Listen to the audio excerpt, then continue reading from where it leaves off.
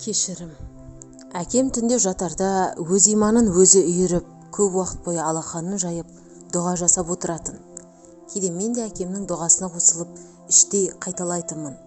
Бірақ ол кезде мына дұғасын еш түсіне алмайтынмын.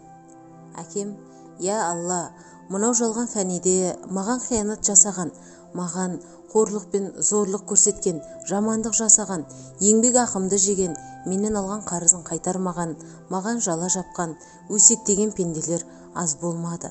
Мен солардың бәрін де кешірдім, рахымды Алла. Сіз де олардың маған жасаған күнәларын кешіргейсіз деп дұға жасайтын. Сол кезде көкемнен, әке, сіз неге дұшпандарыңыз үшін Алладан кешірім сұрайсыз деп таң қалып сұрайтынмын. Сонда әкем, балам, мен өкпе ренішті о дүниеге алып кеткім келмейді. Мен үшін біреудің екі дүниеде де қиналғанын, артында қалған ұрпағының қарғыс арқалағанын қаламаймын дейтін.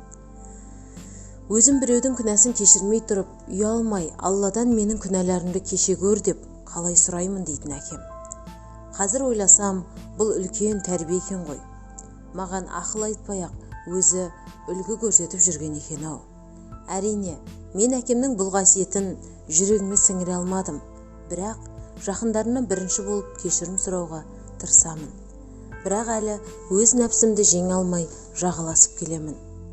Кейде қатты кететін жерлерім де аз емес. Оны да өзімнен көрмей нағашыларыма жабатыным тағы бар. Әкем, балам, адам ыза мен кекті, ашу мен өкпені үнемі көтеріп жүре алмайды. Жүрекке көп салмақ түседі.